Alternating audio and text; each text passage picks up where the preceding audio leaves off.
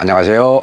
292번 영상 잘 보셨습니까? 오늘은 292번 영상과 연계해서 보셔도 좋을 것 같습니다. 그래서 여러분들의 뇌리에서 영상의 기억이 사라지기 전에 오늘 영상을 통해서 더 확실하게 한번 심어 드릴까 합니다. 소개할 영상에서는 3개의 도장 코드가 떴던 사례입니다.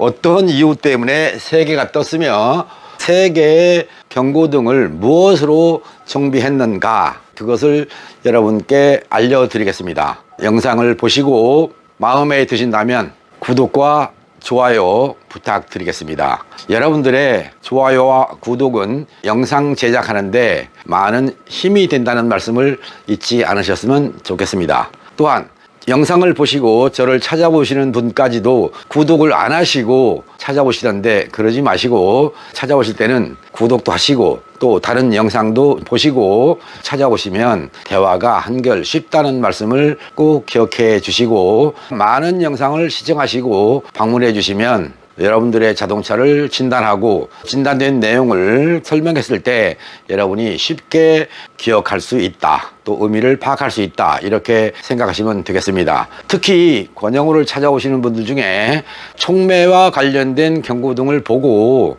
여기저기 다녀 보니 촉매를 바꾸라고 한다, 산소 센서를 바꾸라고 한다, 저한테 전화해서 어떻게 했으면 좋겠습니까? 라고 문의를 하십니다. 왜 그 결정을 저한테 물으십니까? 여러분 스스로 결정하셔야 되는 것입니다. 그래야 경기는 돌아간다, 이렇게 기억해 주시면 좋겠습니다. 즉, 권영우는 촉매를 바꿀 경우와 바꾸지 않을 경우를 여러분들이 이해할 수 있도록 설명해 드렸습니다.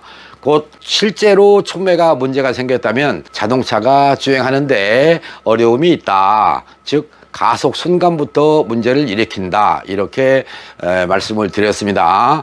그러나 여러분들의 자동차에서는 촉매 경고등이 켜졌지만 가속하는데 문제가 없고 주행하는데 문제가 없습니다. 그러면 촉매가 아니다, 곧 촉매가 아닌 또 다른 이유, 즉 촉매에서 후연소하는 현상을 제거해주면 촉매 경고등은 저절로 사라진다, 이렇게 기억하시고, 그들의 주범이 냉각수, 엔진오일, 점화장치 3가지 정비를 통해서 HC와 CO 가스의 생성이 줄어들게 하면 촉매 경고등은 저절로 사라진다. 냉각수 정비를 하면 즉시 이건 해결이 됩니다. 문제는 엔진 오일입니다. 즉 여러분들 자동차에 맞지 않는 점도의 오일이 들어가서 밸브가 리크 현상을 보이고 있을 때는 엔진 오일을 여러분들 자동차에 맞는 오일로 바꿔드린다 하여도 밸브 기밀 누설이 잡히는 데까지는 몇 달도 가고 몇천 킬로도 간다. 그러기 때문에 즉시 사라지려면 엔진을 분해하는 것이 정답이고, 엔진을 분해하지 않고 정비를 했을 때는 곧 시간이 약이다. 고로 냉각수 정비와 엔진오일 정비, 스파크플러그 갭 정비를 하고 자동차를 운행을 많이 하면 어느 날부터 갑자기 경고등은 꺼지는 조건, 즉 완전 연소의 엔진이 된다, 이렇게 기억해 주시면 좋겠습니다. 오늘의 본론으로 들어가겠습니다. 쉐보레에서 나온 자동차입니다. 경고등이 3개가 켜졌습니다. P0110입니다. 이거는 공기량 센서입니다. 공기량 센서가 불량이 났다. 그리고 P0201입니다. 인젝터 1번, 여기에 문제가 있다, 이런 얘기고요. P0301, 이거는 실린더 1번 미스파이어입니다. 이렇게 됐습니다. 그러면 여러분들께서는 공기량 센서 바꾸시고 인젝터 1번 바꾸시고 점화장치 1번 내지는 4개를 바꾸시면 해결이 된다, 이렇게 아실 것입니다. 저는 이런 경우에 무엇을 정비하느냐, 곧 인젝터입니다. 인젝터 하나 때문에 공기량 센서의 경고등도 켜졌고 점화장치에 미스파이어가 생겼던 것입니다. 왜 그런가 쉽게 이해가 안 되실 수 있습니다. 권영우가 강의할 때 이런 얘기를 합니다. ECU라고 합니다. ECU 속으로 그 당시의 자동차나 지금 자동차나 엑셀 페달 센서, 엑셀 포지션 센서입니다. 또는 TPS 신호가 들어갑니다. 그리고 MAP 센서, AFS, MAF 이런 공기량 센서 신호가 들어갑니다. 물론 여기에 또 다른 센서가 들어갑니다. 이런 신호가 ECU로 들어가면 ECU는 인젝션을 합니다. 연료 분사를 합니다. 분사된 연료를 태우기 위해서 이그니션 점화를 합니다. 그리고 촉매가 있고 S1, S2 이렇게 신호가 들어가는 EMS의 구조를 가지고 있습니다. 그런데 인젝터에서 분사를 안 하면 곧 점화 장치에서 진각 점화를 합니다. 이 진각의 양이 과도하게 발생합니다. 그러면 과도한 진각에 의해서 공기량 센서 신호값이 비정상이다 라고 나타나게 된다. 이거 아직 이해 안 되실 겁니다. 이런 경우에 직전 영상입니다. 292번 영상에서 그렸던 거 한번 그려보겠습니다. 여기가 이렇게, 이게 밸브 개폐시기 선도라고 합니다. 이렇게 여기까지가 흡입 행정입니다. 그리고 여기가 압축 행정입니다. 압축이 끝나는 무렵에 이그니션 점화가 이루어집니다. 점화가 되면 상사점을 지나서 여기서 최대 힘을 내는 폭발이라고 하는 행정이 나타납니다. 폭발이 끝나기 직전 하사점 BDC 직전에 약 40도 전방에서 배기 밸브가 열려서 상사점을 지나서 여기까지가 배기 행정입니다. 배기 과정입니다. 흡입 밸브가 열려 있고 배기 밸브가 열려 있습니다. 이 구간 동시에 두 개의 밸브가 열려 있는 구간을 뭐라고 하느냐, 밸브 오버랩이라는 말을 합니다. 흡입 압축이 끝나고 점화가 되는 순간에 점화 시기가 빨라지면 흡입 밸브가 덜 닫힌 상태에서 점화가 되는 순간 흡입 매니폴드 쪽으로 압축력이 역으로 흘러가는 겁니다. 여러분들 자동차에서는 많은 자동차들이 부밍음 현상을 보여주고 있습니다.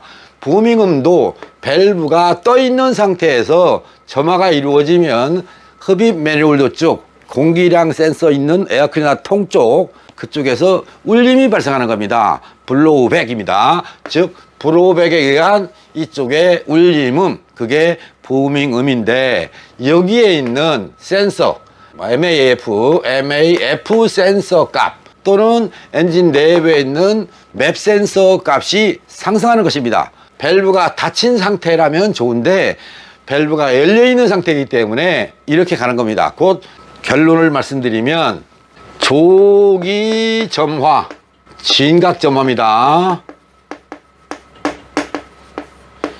이 조기 점화에 의해서 MAF 또는 MAP의 상승이 일어난다.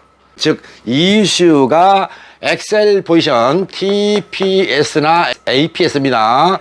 이런 센서들의 기준과 MAP의 기준이 이미 정해져 있는데 필요하지 않은 더 높은 과도한 공기량이 들어온다라고 인식을 하게 된다. 그래서 ECU는 이 자동차가 공기량 센서도 문제 있는 것 같다라고 판단하는 것입니다. 그래서 P0110이라고 하는 AFS의 센서가 고장난 것 같아라고 ECU가 결론을 내리는 것입니다. 그래서 경고등을 켜주는 것입니다. 이것 때문에 에어프로 센서의 경고등이, 그리고 인젝터 1번에서 분사를 안 했으니까 힘이 없는 겁니다. 그러면 1, 3, 4, 2의 점화 순서에 의해서 1, 3, 4, 2입니다. 인젝터 1번에서 분사를 안 했어요. 자, 안 했어요. 그러면 3번은 점화가 진각입니다. 과도 진각 점화를 합니다. 그러면 3번 점화가 진각이 됐으니까 이때 점화의 에너지가, 폭발 에너지가 MAF 센서에 영향을 주었다. 이래서 센서 값이 올라갔다. 그리고 또 4번 점화 순서가 되니 과도한 진각에 의해서 똑같이 따라서 하면 노크 센서가 발동합니다. 그래서 이때는 다시 지각을 점화합니다. 과도한 진각, 과도 지각 점화를 하는 것입니다. 그래서 진각과 지각의 점화 폭이 일정한 게 아니라 과도하게 나타나니까 실화가 발생했다. 그래서 점화 관련된 실화의 경고등도 켜졌던 것입니다. 그러면 이 자동차 3개의 경고등이 켜진 이유가 뭡니까? 분사 불량이죠. 이것 때문에 실화가 생긴 것이고, 이것 때문에 공기량 센서 비정상 입력이 된 것입니다. 이것을 ECU는 경고등으로 보여준 겁니다. 이게 EMS에 의한 분석입니다. 곧 여러분들의 자동차에서 고장 코드가 1개, 2개 쓸 때는 크게 문제가 없습니다. 그런데 이게 5개, 10개, 또 엉뚱한 셰시 쪽 고장, 바디 쪽 고장까지도 출력되는 경우가 많습니다. 이럴 때는 ECU의 불량으로 판정하기 쉽습니다. 그런데 ECU 아닙니다. 곧 이런 항목들의 원인이 무엇인가를 센서 데이터를 보면서 찾아내는 것입니다. 그게 EMS다. 이렇게 이해하시면 되겠습니다. 곧 EMS는 우체국 택배 이름이 아니고 엔진을 제어하는 프로그램의 하나다. 이렇게 보시면 되겠습니다. 짧은 시간 동안 말씀을 드렸는데 여러분께서 충분히 이해하셨을까요?